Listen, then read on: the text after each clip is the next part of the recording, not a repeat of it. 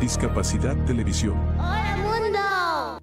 Primer canal de televisión dedicado al colectivo de personas con discapacidad desde 2006.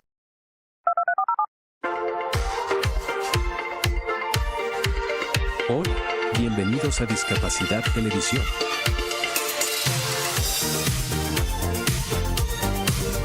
Recuerda suscribirte para no perderte los últimos estrenos y programas en vivo.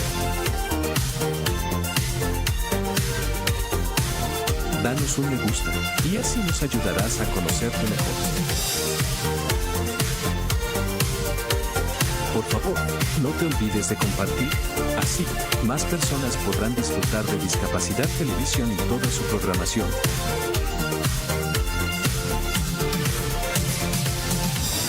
Muchas gracias.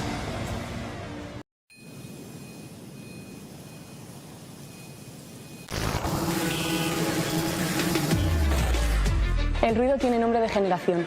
Somos Decibelians. Y no nos conocerás por cómo vestimos ni por nuestro estilo de vida. Somos la primera generación marcada por el ruido.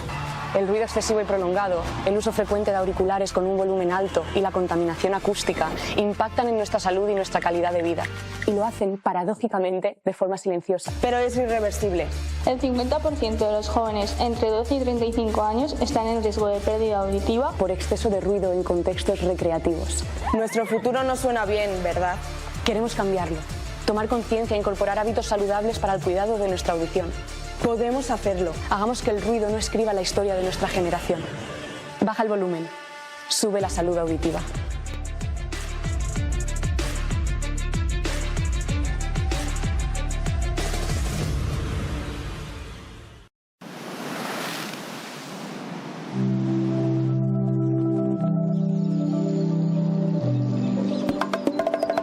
Esto es Dominicana.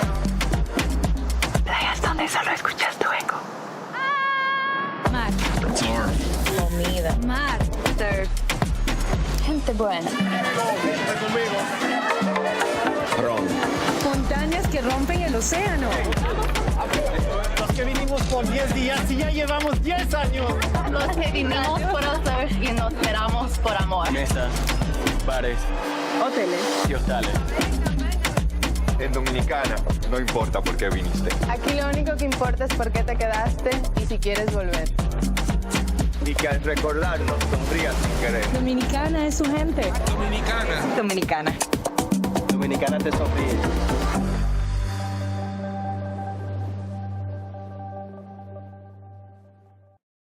La Universidad Católica Boliviana San Pablo abre sus espacios educativos promoviendo medidas de acción positiva que favorece la inclusión en la educación superior de personas con necesidades educativas específicas, a través del área de inclusión, discapacidad y equidad, la cual facilita el tránsito adecuado en el acceso, permanencia y salida exitosa de sus estudiantes. Promueve la actualización en la formación docente sobre la temática. Desarrolla e implementa mecanismos y estrategias de apoyo equitativo en el aula. Aplica el modelo social de la discapacidad para transformar culturas y prácticas inclusivas. Todos los días en la Universidad Católica Boliviana trabajamos con entusiasmo, creando sinergias en la comunidad universitaria por la igualdad de oportunidades con responsabilidad y respeto, sobre todo personas.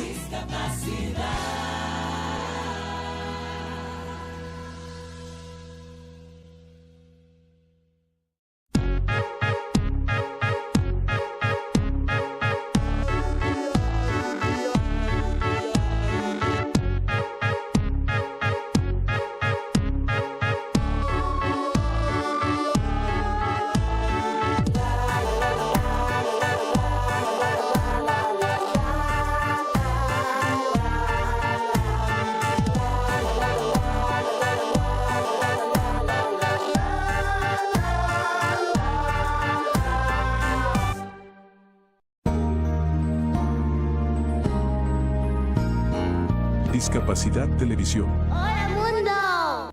Primer canal de televisión dedicado al colectivo de personas con discapacidad desde 2006.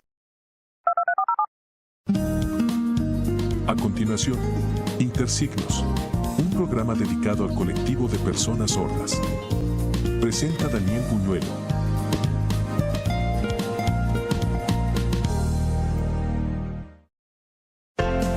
Características del programa.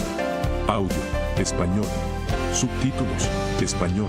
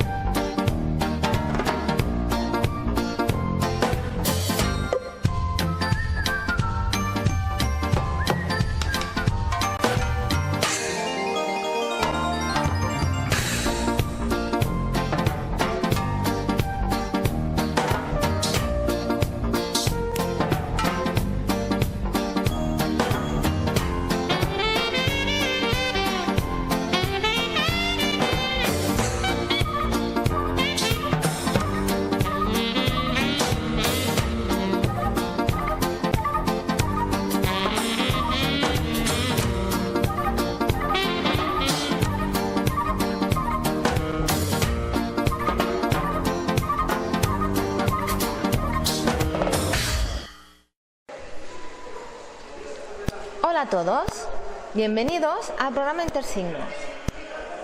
Hoy vamos a entrevistar a una persona sordociega, pero antes quiero explicaros dónde estamos. Estamos en las instalaciones de la ONCE de Barcelona. En esta institución encontramos recursos educativos y de accesibilidad a la información para las personas ciegas afiliadas, pero también para las personas sordociegas. Estas instalaciones son nuevas y modernas, se construyeron hace poco para tener más espacio.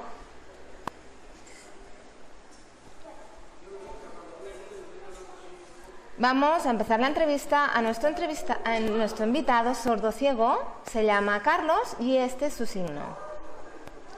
Queremos que nos expliques cómo es la vida de una persona ciega. Pero un inciso antes, las personas sordas que nos estáis viendo, ya sabéis por qué Carlos tiene su mano apoyada en la mía, pero puede que las personas oyentes no lo tengáis claro. Se trata de uno de los sistemas comunicativos usados por las personas sordociegas y permite que la información llegue al cerebro a través del tacto y del movimiento.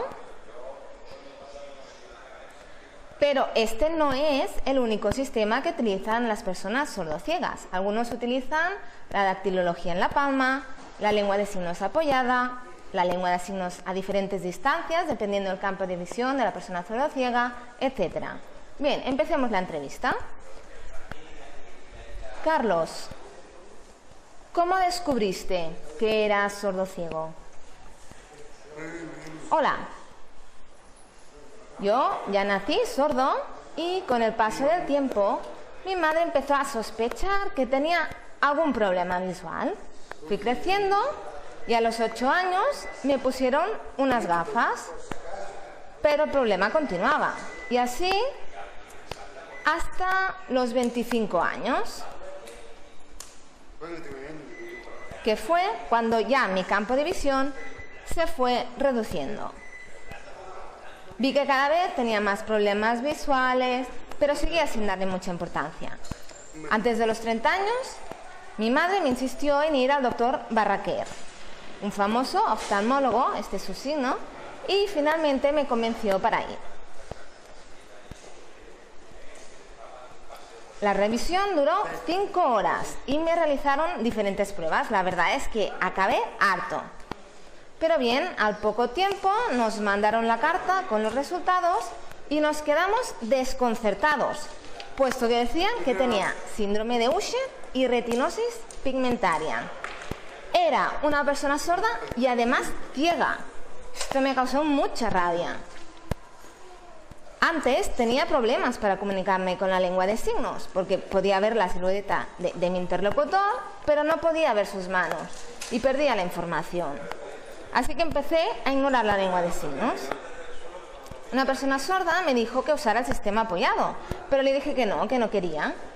Igualmente seguía dándole vueltas en mi cabeza, porque era consciente de que cada vez tenía más problemas y menos campo de visión y al final es que no me podía comunicar.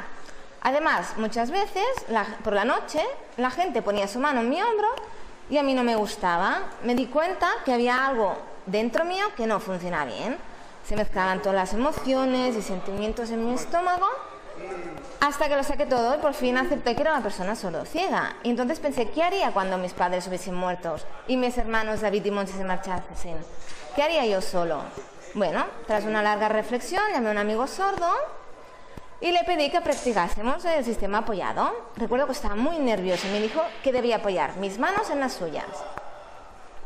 Él se alegró de que por fin quisiese probarlo, pues me había insistido mucho. Y tenía razón, pero es que me daba mucha vergüenza. Entonces, cuando apoyé mis manos sobre las suyas y empecé a moverlas, me sentí muy nervioso y confundido, hasta que de golpe descubrí que la información y las formas fluían desde las manos hasta el cerebro. Y poco a poco fui mejorando mis habilidades y practicando, porque con cada amigo era diferente en función de su carácter.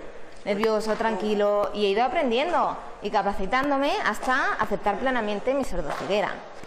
Ahora, el ojo izquierdo no tengo restos, del derecho un poco, pero bueno, he ido perdiendo campo visual y tengo visión tribular y a veces lo veo un poco borroso, pero me da igual, ya lo he aceptado. Vaya, la vida de las personas sordociegas es muy dura, hay que ir despacio, paso a poco y con muchas dificultades.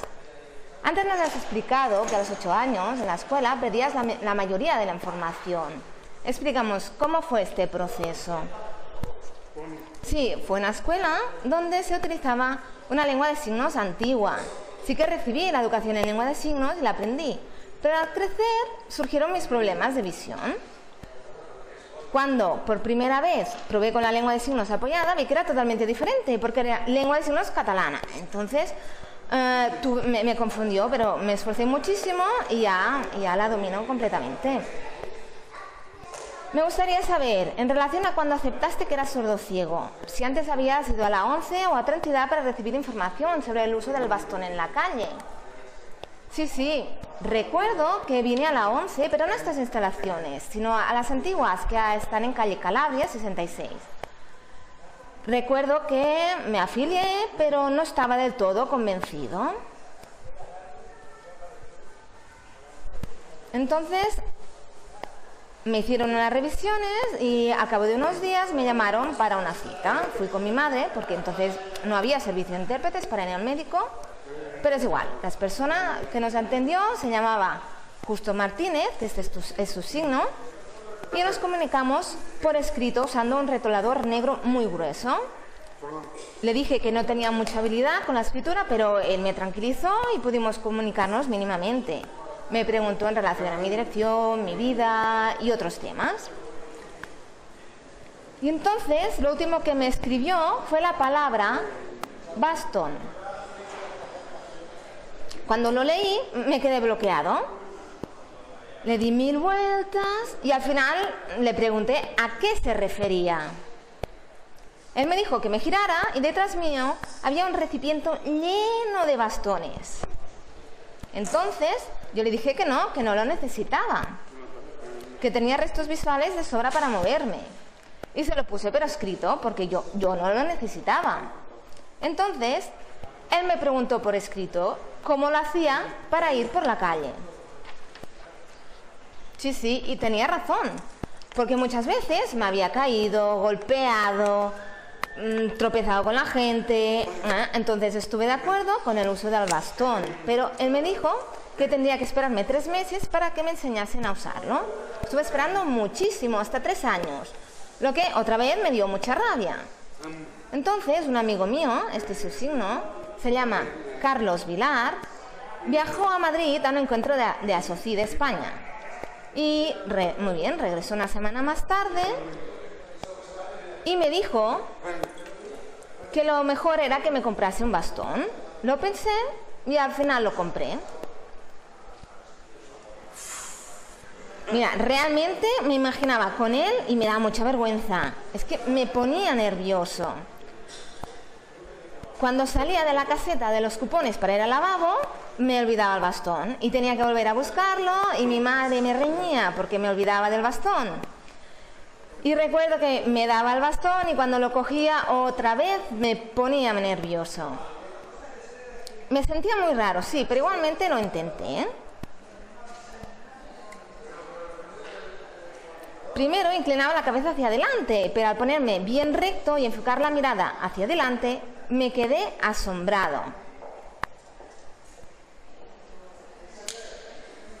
Por ejemplo, cuando iba sin el bastón, la gente venía directa hacia mí, sin apartarse. Pero en cambio, con el bastón se apartaban hacia los lados. ¿Sabes? Igual que en la película antigua en que se separan las aguas del Mar Rojo para que puedan pasar. Pues muy parecido. Y fue entonces cuando decidí que iba a usar el bastón. Y así ha sido hasta ahora. He visto que algunas personas ciegas usan unos bastones largos y otros que tienen unos que se guardan en unas pequeñas fundas. ¿Cómo es eso? Sí, son diferentes. Hay bastones de muchas formas diferentes. Cada persona elige el que le gusta más, igual que yo lo elegí. Nadie te obliga a usar uno en concreto. Conozco un hombre que usa uno que es muy fino y el mío, por ejemplo, es de esos que tiene una bola al final. Este es de origen americano, del Canadá. Lo trajeron desde ahí y lo compré, pero nadie te obliga. Cada uno elige libremente en función de su gusto. Muy bien, no sabía que hubiese tantos modelos y marcas. Es igual que un coche, que puedes elegir la marca. Sí, sí, igual.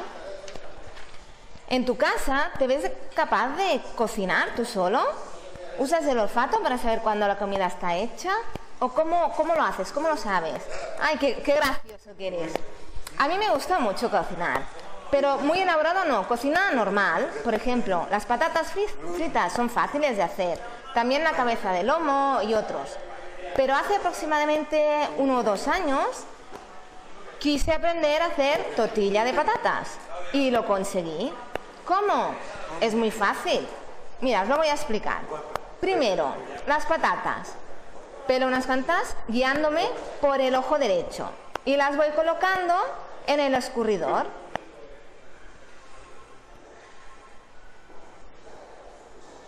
Entonces las lavo con ciencia y para asegurarme de que las he pelado bien, uso mi lengua. Algunos sordos-ciegos usan el tacto, pero a mí me va mejor la lengua para hacer esta revisión. Si encuentro algún trozo de piel, lo pelo y vuelvo a colocarlos en el escurridor. Cuando ya las he revisado todas, vuelvo a lavarlas bien, porque no quiero que haya nada de suciedad. Y ya las corto a rodajas. Pero odio las cebollas, porque me hacen llorar. Y es que es empezar a pelarlas y lloro. Bueno, entonces, igualmente las pelo y las corto a rodajas. Para poner el aceite en la sartén es mejor hacerlo con el gas cerrado. Entonces, pongo el dedo en la paella, tiro el aceite hasta que cubre la yema del dedo y para asegurarme de que hay la cantidad suficiente de aceite lo compruebo introduciéndome el dedo en la boca y entonces ya enciendo el fuego. Pero el gas me da un poco de miedo porque al encenderlo a veces me da algún susto. Hay que ir con cuidado. Entonces, cojo una patata y la tiro a la paella y me espero. Abro el extractor que tiene luz y me quedo mirando hasta que la patata empieza a freírse. Y es entonces cuando lo pongo todo en la paella. Como no lo veo muy bien, uso un tenedor para comprobar que la patata y la cebolla ya están crujientes. Y entonces lo mezclo todo y me espero hasta que se vaya dorando. Estoy pendiente y si no lo tengo muy claro, lo pruebo. Depende de cada caso.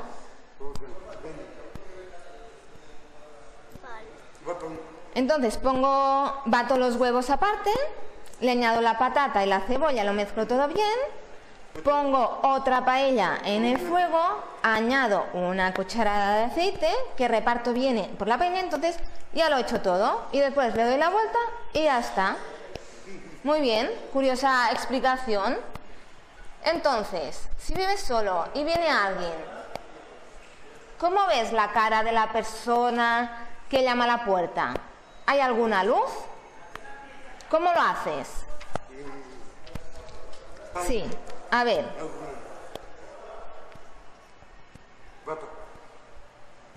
Las personas sordas tienen una luz que les avisa, y aunque tengan pérdida del campo visual, con restos y una luz muy potente les vale. A mí esto no me servía. Yo llevaba un aparato en el cinturón, me parece que ahora ya no existe. El aparato era cuadrado y con numeración. Como un busca, funcionaba por vibración. Entonces, cuando alguien llamaba a la puerta, el aparato vibraba 3 veces seguidas. Con otro tipo de vibración, me avisaba, por ejemplo, de la entrada de un fax. O, si el bebé lloraba, hacía unas vibraciones más intensas y prolongadas. Además, para las personas sordociegas tenía un complemento, es decir, para cada caso del aparato salía un dispositivo diferente que yo podía tocar y me indicaba el concepto, por si no me quedaba del todo claro con la vibración. Pero a mí con la vibración me era suficiente para saber si estaban llamando a la puerta. Pero muchas veces me ha pasado que al abrir la puerta y decirles que soy una persona sorda, se han asustado. O si viene a verme una persona conocida, le cojo las manos y entonces ya sé quién es. Entonces, si se trata de una persona que no conoces, ¿le dices que se vaya o qué haces? Normalmente, cuando abro la puerta y veo que la persona viene hacia mí, lo primero que hago es pararla y preguntarle quién es e intento identificarla, ya que está debajo de la luz. Entonces, si el señor empieza a hablar, le digo que soy sordo, le digo que lo siento y cierro la puerta por si acaso. O si alguna vez he quedado o un amigo viene a hacerme una visita por sorpresa y cuando le pregunto quién es, no me respondo, le cojo las manos y por el tacto ya sé quién es. Bueno, depende, no siempre. Muy bien, vamos a hacer una pausa publicitaria y nos vemos después.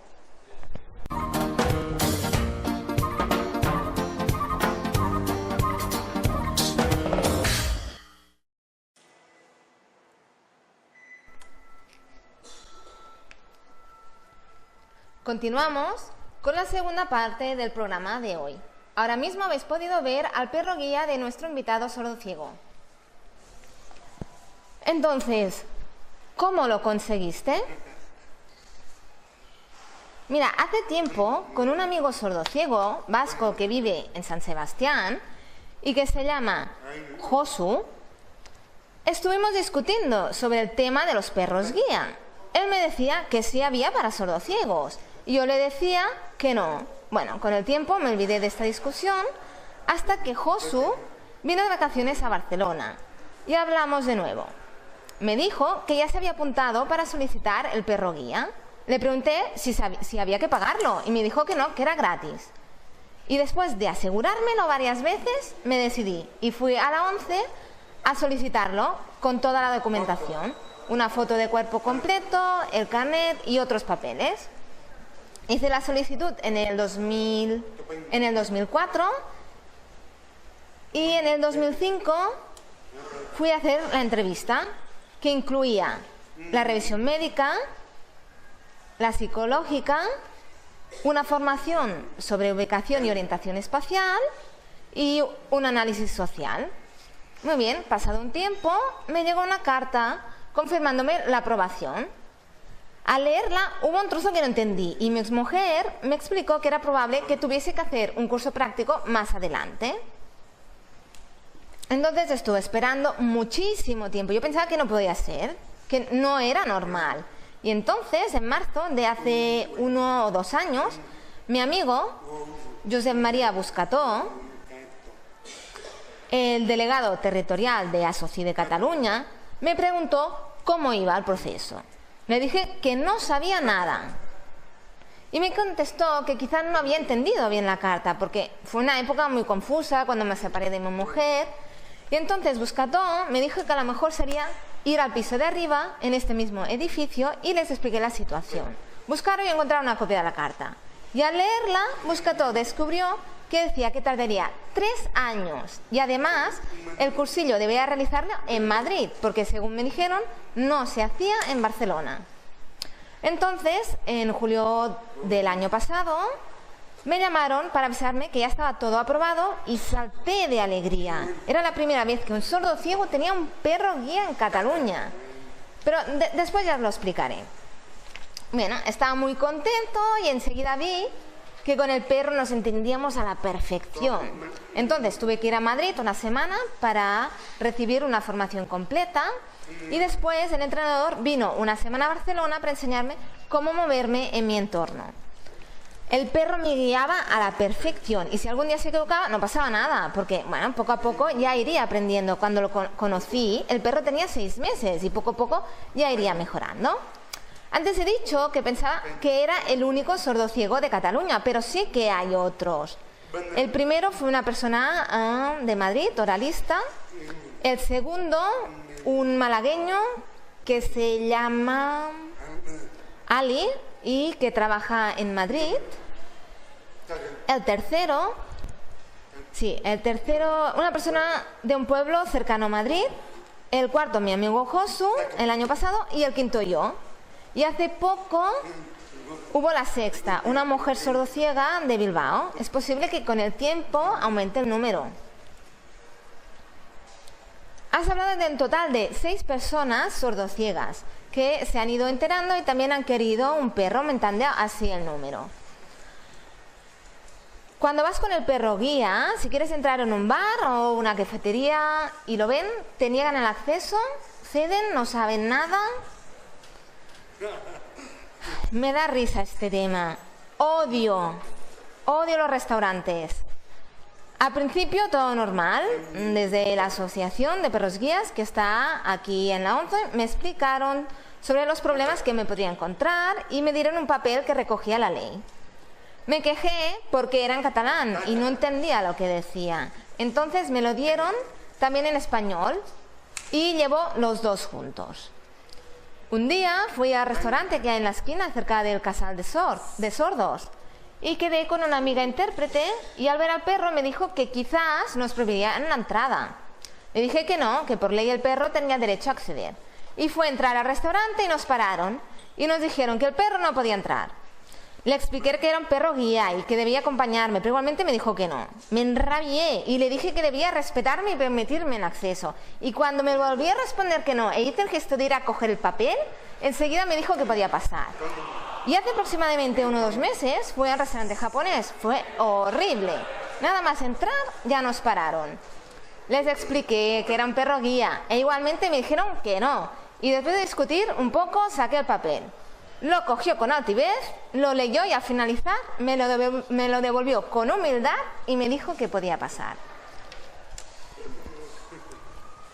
Bien, poco a poco la sociedad ya irá aceptando y adaptándose y permitiendo el acceso a todos los lugares. Casualmente hace poco dijeron en las noticias que los perros guía podían adaptarse a todas las discapacidades, sordos, sordociegos, personas con retraso mental, etcétera. Y que estas personas podrían hacer uso del perro guía.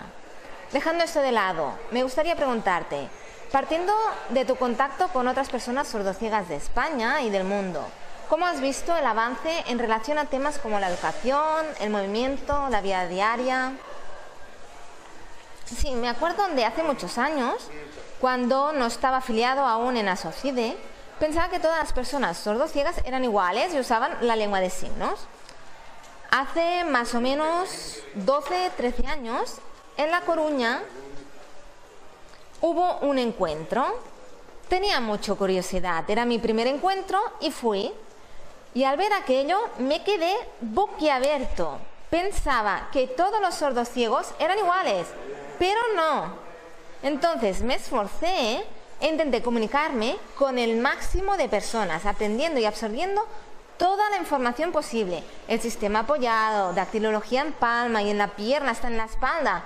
Me entendí perfectamente con todos y me gustó muchísimo.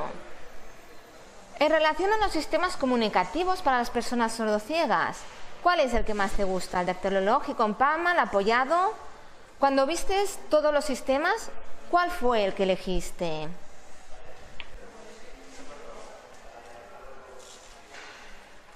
Bueno, para mí todos, pero hay uno que me gusta en especial, el signado adaptado en palma, o sea, para decir buenos días, lo signaríamos así en la base de la palma. ¿Estás bien? Buenos días, ¿estás bien? Este sistema me gusta mucho y personalmente creo que debemos colaborar para que vaya desarrollándose. Para la comunicación entre personas sordas y sordociegas, la lengua de signos apoyada está bien, pero el signado adaptado en palma sería mejor para asambleas, porque cuando el intérprete profesional se hace la lengua de signos apoyada, al final a los dos nos duele la espalda y el brazo debido al sobreesfuerzo. En cambio, con el signado en palma podemos estar en una postura cómoda los dos. Por eso me encanta. Igualmente, como ya he dicho antes, me gustan todos los sistemas. Partiendo de tu experiencia y contacto con otras personas sordociegas, si estas son personas oyentes que posteriormente pierden la audición y la visión, ¿les resulta más fácil aceptar estos sistemas comunicativos, el apoyado, el dactilológico? Hasta ahora he aprendido los diferentes sistemas comunicativos casi de forma espontánea. Antes he explicado que me gustaba aprenderlo todo, pero cuando una persona oyente se queda sorda y ciega es más difícil, aunque hay dos opciones. Cuando una persona oyente se acepta como persona sordociega, continúa hablando y usa el braille, pero no quiere aprender la lengua de signos apoyada. Y lo respeto, puede usar el braille o los cartones con imágenes para indicar conceptos. La otra opción es la de la persona oyente que se acepta como persona sordociega, continúa hablando y aprende la lengua de signos apoyada. Son dos opciones.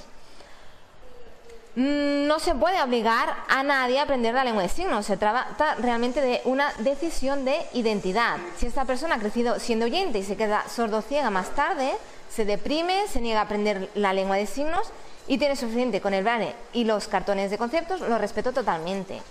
Estoy asombrada de todos estos pequeños detalles que nos estás aportando sobre las personas sordociegas.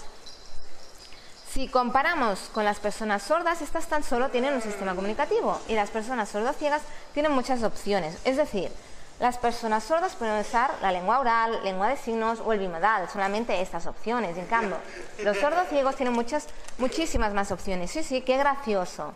Entonces, para que quede más claro, para una persona sordociega, ¿qué sistema le es más fácil para comunicarse? ¿El braille, dactilológico en palma, lengua de signos apoyada, el oral? O sea, en el caso que te encuentras con una persona oyente que no sepa lengua de signos, ¿cómo lo haces para lograr comunicarte con ella? Sí, por ejemplo, me comunico sin problemas en lengua de signos, pero con una persona oyente me es muy difícil comunicarme. En mi caso, al tener restos visuales, puedo escribir en un papel con un rotulador muy grueso negro, haciendo letras grandes y mostrándole a la persona el papel. Si me es imposible ver el papel, le cojo la mano a la persona y con el dedo índice dibujo en su palma las letras en mayúscula. Por ejemplo, hola. Y cuando les pido que me respondan, en mi mano normalmente se ponen nerviosos y no saben cómo hacerlo. Te voy a explicar una situación que me pasó de verdad hace aproximadamente un mes. No, perdona, ahora un año ya que me pasó. Yo iba a casa de mi novia y entré para coger el metro. Me crucé con mucha gente que iba en dirección contraria que me pasó por los lados con cierta prisa. Como no entendí qué pasaba, seguí andando con mi bastón. Sí que noté que algunas personas a mi alrededor me hacían gestos y movimientos, pero no les hice caso. Incluso una mujer me empezó a hablar y a tocarme el hombro, pero como no la podía oír, tampoco le hice caso. Y seguí andando hasta que me topé con una cinta que no me permitía pasar. Bajé la vista para ver qué era y al levantarme me encontré de frente con el responsable del metro. Le dije que era sordo y él se quedó pasmado. Entonces plegué el bastón, lo guardé, extendí la palma de la mano y la señalé. Como el hombre estaba muy confundido, cogí su índice y escribí la palabra hola en mayúsculas en mi palma. Y entonces le dije hola. Le dije que quería que él hiciese esto. Él lo entendió y empezó a escribir en mi palma. Me dijo que el metro estaba averiado. Entonces saqué mi móvil y con mímica le expresé que quería que él llamase a mi novia para que ella viniese a recogerme. Él la llamó y me escribió en la palma que en 15 minutos vendría. Y así se solucionó la situación. Realmente la comunicación la comunicación es difícil. Hace poco en el autobús yo iba despistado y el hombre lo hizo muy bien. Nada más subir al autobús, el conductor me cogió del brazo y me dijo algo. Yo le dije que era sordo y le puse la palma y escribí en su mano el número 56 y él me respondió escribiendo el número 10. Vi que no era mi autobús, se lo agradecí y me fui. En ese caso, la comunicación fue fácil y rápida, pero algunas personas se asustan cuando les enseño mi palma y no saben cómo hacerlo. Por lo tanto, es difícil comunicarnos. Entonces, cuando una persona sorda se comunica con una persona sordociega, ¿cómo lo hace para adivinar las expresiones faciales que no está viendo?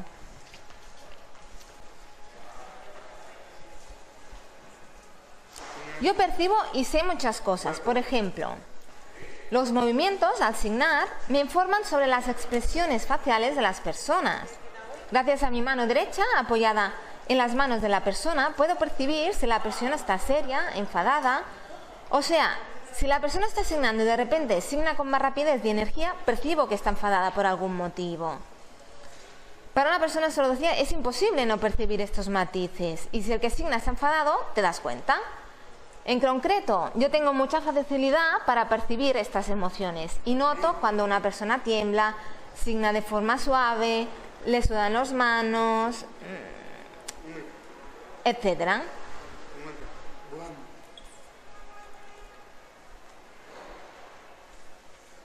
Muy bien, ya hemos terminado el programa de hoy y antes de despedirnos me gustaría que aprovechases para expresar lo que quieras a nuestros espectadores. A ver, déjame pensar. Sí, estoy muy contento por la posibilidad de hacer difusión sobre los perros guía y de explicar mi vida, de expresarme. Nunca he sido de esas personas que se callan las cosas, sino al contrario, siempre me ha gustado abrirme y compartirlas. Al igual que cuando he explicado que supe que era una persona sordociega, estaba lleno de ansiedad, de rabia y todo me fue mal hasta que poco a poco me fui dando de las cosas y pude liberarme.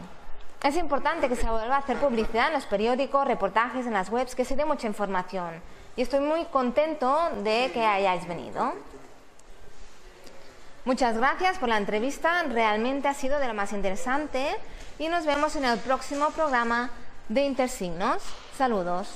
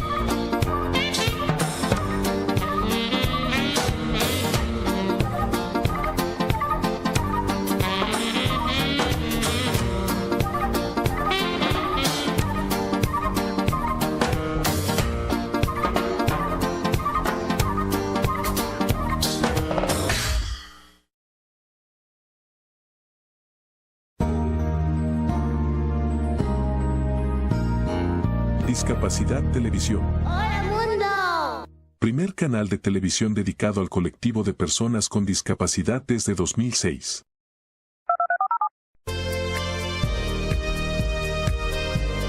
Hola, bienvenidos a Discapacidad Televisión. Recuerda suscribirte para no perderte los últimos estrenos y programas en vivo.